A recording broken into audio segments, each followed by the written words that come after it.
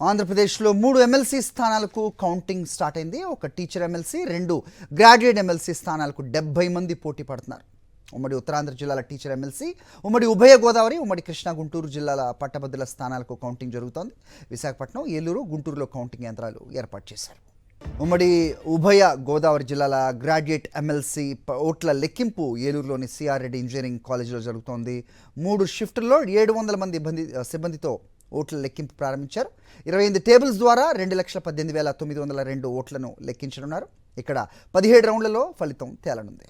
Right, అటు ఏలూరు, ఇటు విశాఖ, గుంటూరు దగ్గర నుంచి కౌంటింగ్ కేంద్రాల వద్ద నుంచి మా కరెస్పాండెంట్స్ రిపోర్ట్ ఇవ్వడానికి సిద్ధంగా ఉన్నారు. ఏలూరు నుంచి మా కరెస్పాండెంట్ రాజు, అలాగే విశాఖ నుంచి నాయుడు, గుంటూరు నుంచి అశోక్ మరిన్ని వివరాలు ఇస్తారు. ముందుగా రాజుతో మాట్లాడదాం. రాజు, చెప్పండి. సో కౌంటింగ్ 17 రౌండ్లో ఒక కొలిక్ వస్తుందనే వార్త వస్తోంది. సో ఎన్నడూ లేని విధంగా 70 మంది పోటీ పడుతున్నట్టుగా మనం చూస్తున్నాం 2 గ్రాడ్యుయేట్ ఎమ్మెల్సీ స్థానాలకు. ఏం జరుగుతోంది ప్రస్తుతం, ఏంటి మీ దగ్గర ఇన్పుట్స్? హరి, ప్రధానంగా చూసుకునే కనుక ఏదైతే ఉమ్మడికి సంబంధించినటువంటి ఉభయ గోదావరి జిల్లాలు ఏదైతే ఉన్నాయో ఈ ఉభయ గోదావరి జిల్లాకు సంబంధించి కూడా పట్టభద్రులకు సంబంధించినటువంటి ఎమ్మెల్సీ ఎన్నికలకు సంబంధించి కూడా కౌంటింగ్ ప్రక్రియ ఉదయం 8 గంటలకు ప్రారంభమైందని చెప్పొచ్చు. చూస్తే కనుక ఏలూరులోని సిఆర్ రెడ్డి ఇంజనీరింగ్ కళాశాలకు సంబంధించినటువంటి ప్రాంగణంలో కూడా ఎక్కున్నటువంటి కౌంటింగ్ ప్రక్రియ కూడా జరుగుతుంది. చూస్తే కనుక 17కి సంబంధించినటువంటి రౌండ్లో కూడా 28 టేబుల్స్లో కూడా ఏర్పాటు చేశారు.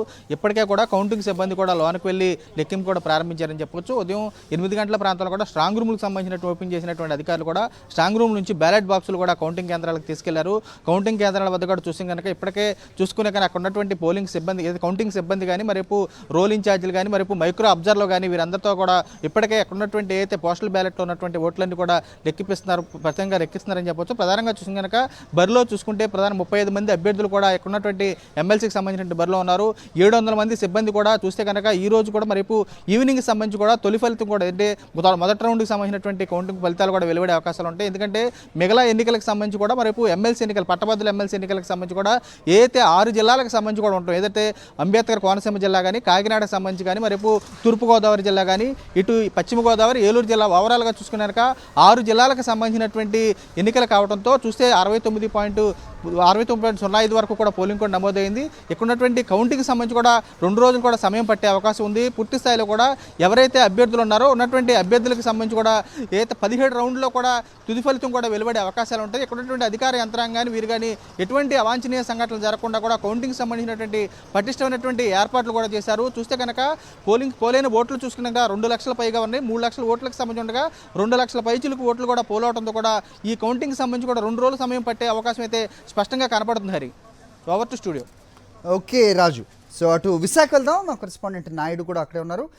నాయుడు, చెప్పండి. కౌంటింగ్ స్టార్ట్ అయినట్టుగా అన్ని చోట్ల నుంచి కూడా అప్డేట్ అందుతోంది. సో ఎప్పటికల్లా కౌంటింగ్ ఈ ఫలితాలు వచ్చే అవకాశం ఉంటుంది? అలాగే ఎన్ని కేంద్రాలు విశాఖలో ఉన్నాయి? సో ఏం చెప్తున్నారు అధికారులు? ఏంటి మీ దగ్గర ఇన్పుట్స్? హరి, గత నెల 27వ తేదీన ఉత్తరాంధ్ర టీచర్ ఎమ్మెల్సీ ఎన్నికకు జరిగిన ఓటింగ్ ప్రక్రియ ప్రారంభమైంది.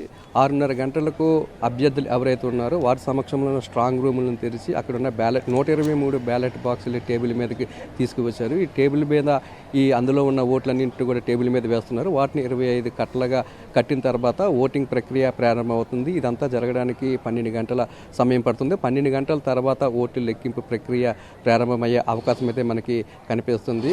మొదటి ప్రాధాన్యత ఓటుతోనే అభ్యర్థికి ఓట్లు వచ్చినట్లయితే సాయంత్రం 5-6 గంటల సమయంలోనే ఫలితం మనకి పూర్తి స్థాయిలో వెలువడనుంది.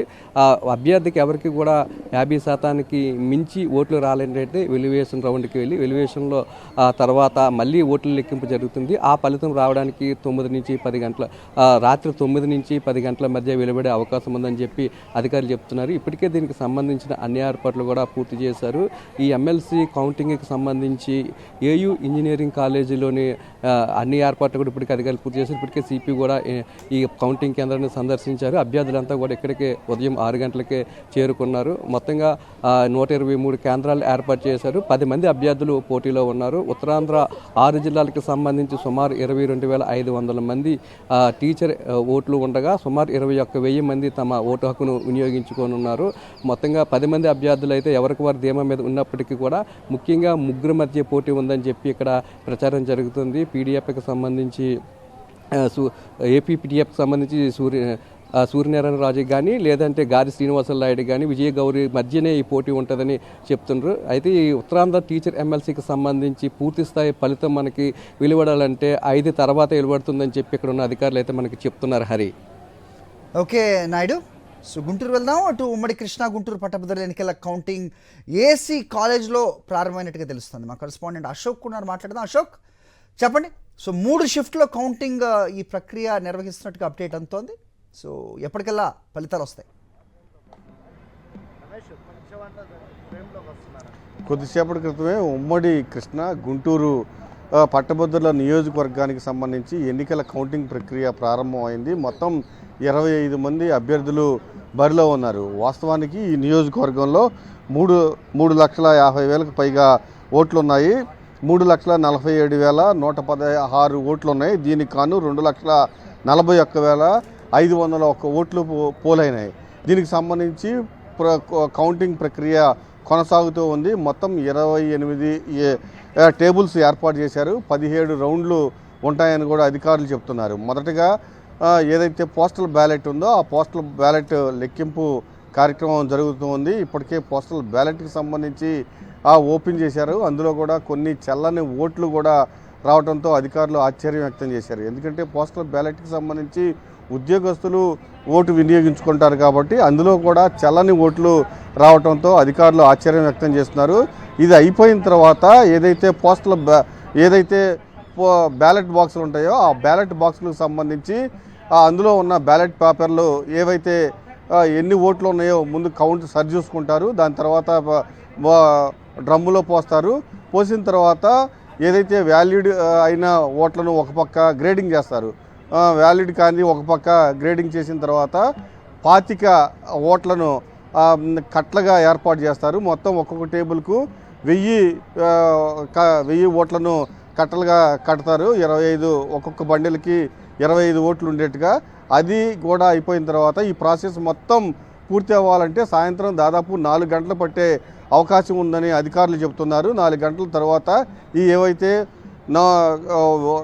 వ్యాలిడ్ అవుతున్నాయో ఓట్లు ఆ ఓట్లను లెక్కింపు కార్యక్రమం జరుగుతుందని కూడా చెప్తున్నారు. అయితే ఏదైతే పోలింగ్ అయినా వ్యాలిడ్ అయిన ఓట్లలో 50% పైగా ఓట్లు రావాలండి. 50% ప్లస్ ఒక ఓటు కనుక వస్తే ఖచ్చితంగా ఆ అభ్యర్థిని విజయం సాధించినట్లు కూడా ప్రకటిస్తామని కూడా చెప్తూ ఉన్నారు. సాయంత్రం 4 గంటలు ఈ ప్రాసెస్ మొత్తం వ్యాలిడ్ అయిన ఓట్లు వ్యాలిడ్ కాని ఓట్లు గ్రేడింగ్ చేసి పూర్తిగా కట్టలు కట్టే ప్రక్రియ దానికి సంబంధించి వ్యవహారం అంతా జరిగేటప్పటికి సాయంత్రం 4 గంటలు పట్టే అవకాశం ఉంది. అప్పటి నుంచి కౌంటింగ్ ప్రక్రియ కొనసాగుతుందని కూడా అధికారులు చెప్తూ ఉన్నారు. హరి. ఓకే అశోక్.